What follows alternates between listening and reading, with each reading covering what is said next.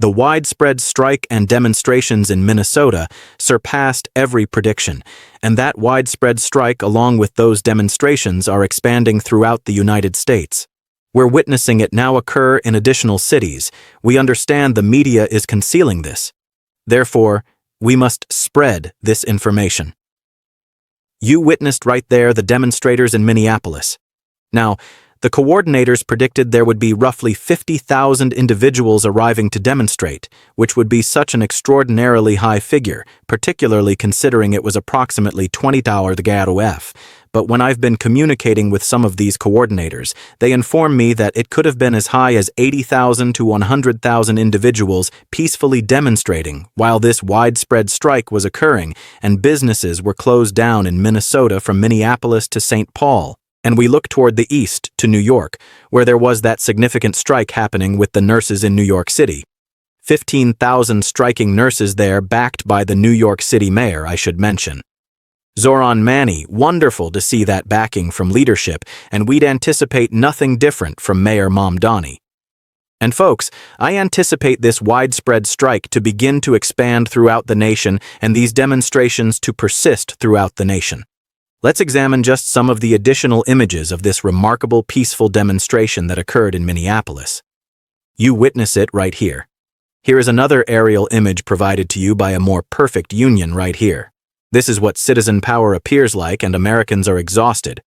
We were exhausted previously, but it's reached a breaking point in the frigid 28-degree Fahrenheit weather in Minnesota. We're discovering more accounts about ICE detaining 5-year-olds. We discussed the account of Liam detaining 2-year-olds who were detained after ICE agents used toxic carcinogenic gas weapons at this 2-year-old and her family, also transporting them to detention facilities in El Paso. There's additional videos of ICE agents from Minneapolis to Portland, Maine on the eastern coast, right? Where the ICE agents are informing individuals who are peacefully demonstrating, well, we're now capturing your face into a database because you're demonstrating against us. You're now classified a domestic terrorist by the regime. I'll present you that clip in a moment. You may have witnessed it elsewhere. But while all of this is occurring, what does Donald Trump and his troubling regime do? What's Donald Trump sharing today? As the American citizens are exhausted, as individuals can't purchase homes, as individuals can't purchase groceries, as individuals are having their health care taken away from them, as individuals aren't able to reach education, they can't reach childcare, as individuals are struggling psychologically tormented, surviving paycheck to paycheck if they're fortunate enough to receive a paycheck. Donald Trump was sharing images throughout the day of golden arches that he desires to construct in Washington, D.C. Trump memorials to himself, golden arches, golden ballrooms, and IndyCar racetracks. Donald Trump continued sharing AI-created videos displaying an Indy car race surrounding the Capitol building, and then his cabinet began contributing like Secretary Sean Duffy, the Transportation Secretary, states, "What's more American than a race around our nation's capital?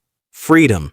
Democrats, start your engines and let's bring this over the finish line." Discussing bringing Indy 500 and UFC competitions to Washington, D.C., while they have a budget for ICE and Border Patrol, Gestapo, whether they allocate over the past however many years, hundreds of billions of dollars, and now they desire billions of dollars more.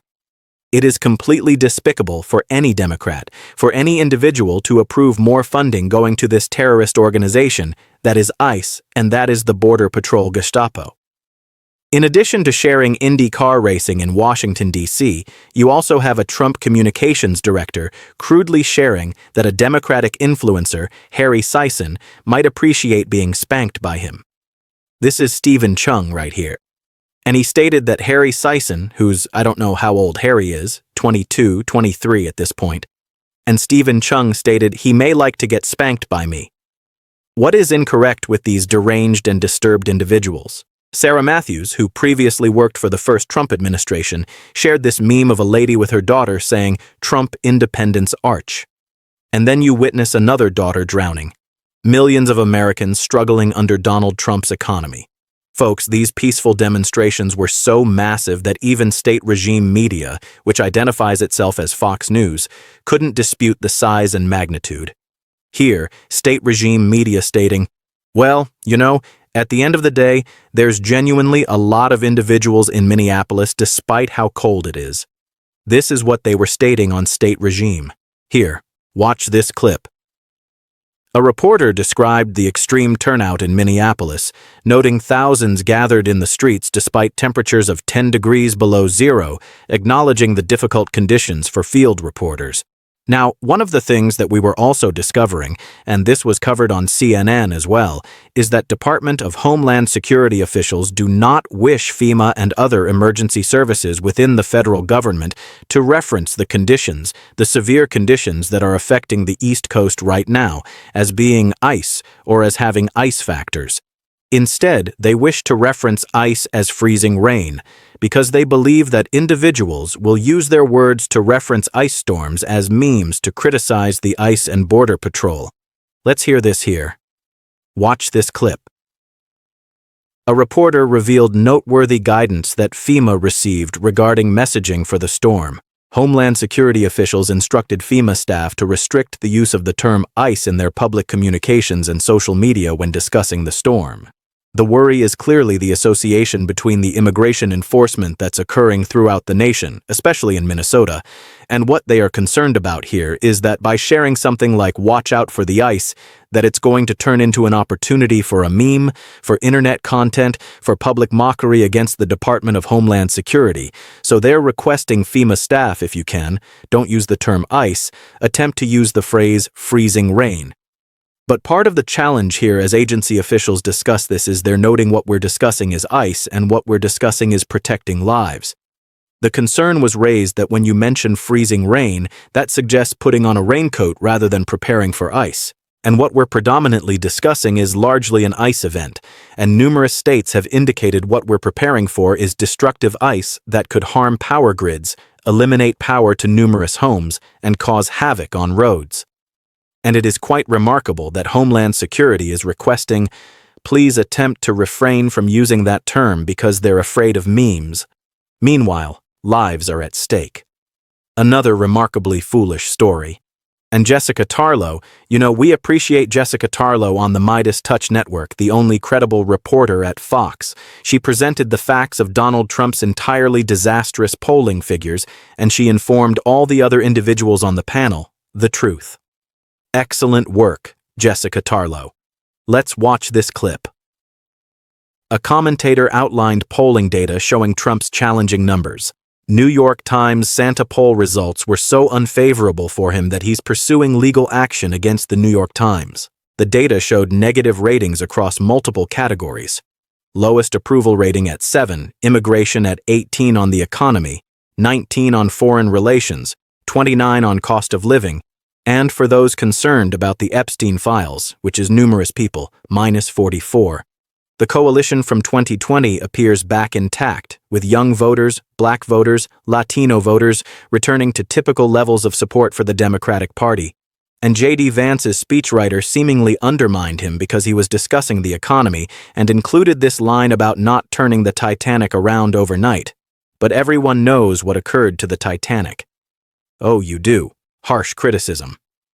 Also, the Trump regime was sharing photos today of Donald Trump with a penguin, and the AI image of the penguin was holding an American flag, and you witness a Greenlandic flag as well. Except there are no penguins in Greenland. All penguins reside in the southern hemisphere, except one species in the Galapagos Islands. As Patriot Takes highlights, perhaps you shouldn't have dismantled the Department of Education so rapidly. When you're creating these posts about Greenland, maybe you just need to understand a few things like, there's no penguins there. This is just the idiocracy mixed with the depravity and the dangerousness of this regime. Rod Stewart, by the way, spoke out about Donald Trump being a draft dodger. And Donald Trump criticized the service of our NATO allies, UK, Denmark, France, Canada, others who contributed troops to fight alongside the United States in Afghanistan. And Trump stated, no one genuinely fought with the United States in Afghanistan. They pretended to be on the front lines. It's essentially Trump calling the troops of UK, Denmark, and others suckers and losers. But we understand that that's who Donald Trump is. A 5-time draft dodger, a coward himself, someone who has zero regard for service. Take it away, Rod Stewart. Watch this clip. The musician expressed deep respect for armed forces who fought and provided freedom, noting it causes him significant pain when reading that Trump, described as a draft dodger, has criticized troops in Afghanistan for not being on the front line. He referenced the loss of over 400 personnel, asking people to consider their parents, and characterized Trump's comments as nearly calling them cowards, which he found unbearable. He called on Prime Minister Starmer and Farage to request Trump apologize. But according to Stephen Miller, Donald Trump's Goebbels or whatever you desire to call them. Again, I'm just providing my opinion, right? I give my First Amendment speech opinion. This is all opinion speech. Stephen Miller, by the way, claims that what you witnessed in Davos, Switzerland, it was a masterclass in diplomacy. This is how you conduct diplomacy. This is how you conduct diplomacy. Donald Trump embarrassed the United States. The rest of the world is horrified. Putin's the only one who's laughing as he's meeting Jared Kushner and Steve Witt today that the NATO alliance has been so damaged by Donald Trump's utter depravity and incompetence. But here's what Stephen Miller stated. Watch this clip.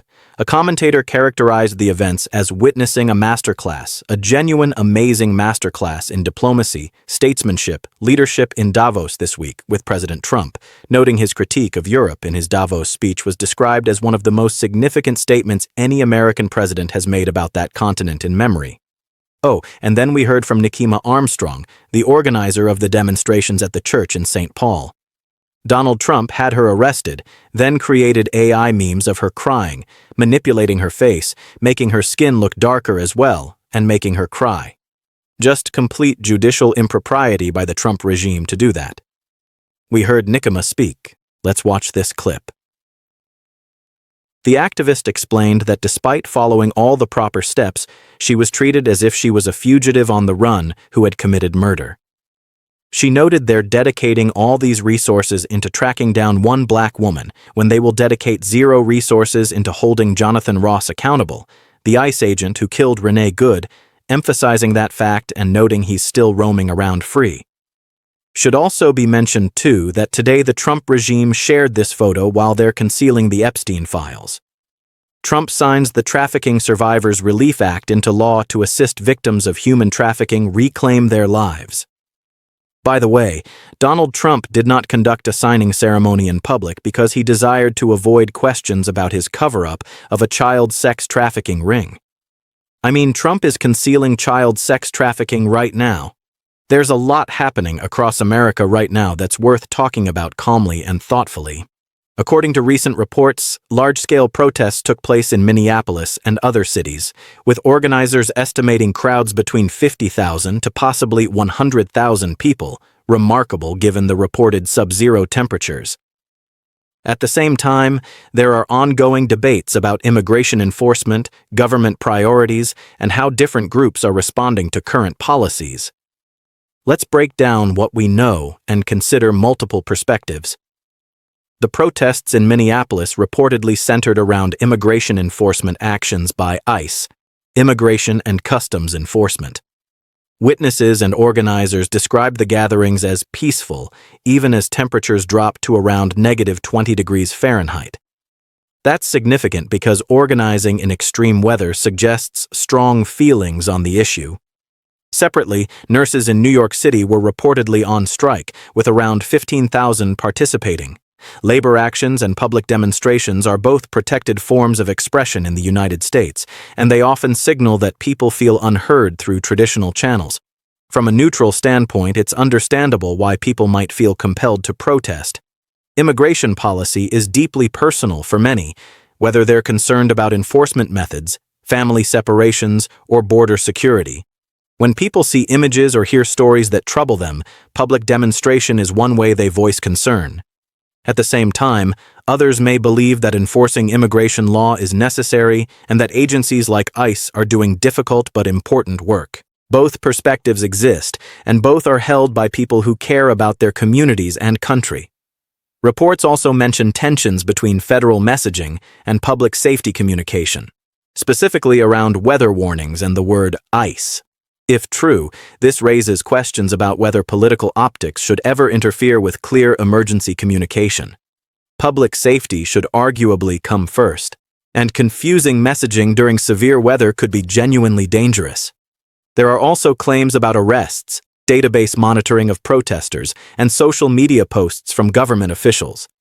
If protesters are being categorized as threats simply for exercising free speech, that's worth serious scrutiny. Peaceful protest is a constitutional right.